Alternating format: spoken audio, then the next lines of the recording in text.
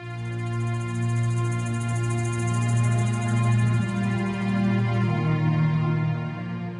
m'appelle Bruno Siéja, je suis le directeur de l'Observatoire Réunionnais de l'air depuis maintenant 15 ans. Donc cette structure, qui est une structure associative agréée par le ministère de l'Environnement, a pour objectif donc, de surveiller la qualité de l'air sur l'ensemble de la Réunion pour répondre à la directive européenne,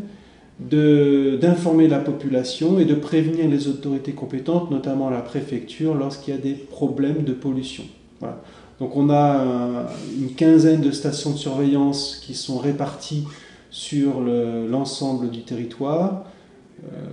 sur les agglomérations de plus de 100 000 habitants, Saint-Pierre, Saint-Denis, Saint-Paul,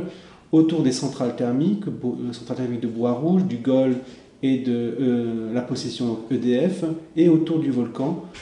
au cas où le volcan rentrerait à nouveau en éruption, donc sur Bourmurat et sur Grand Coude. On a aussi une activité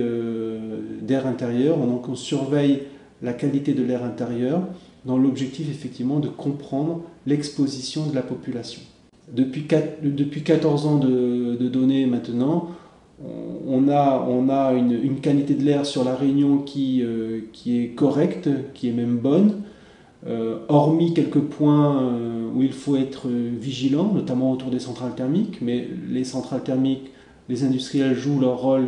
et respectent la réglementation. Le trafic automobile, on voit très bien qu'il y a une signature de l'activité automobile sur la qualité de l'air, une pointe le matin, une pointe le soir en poussière ou en dioxyde d'azote.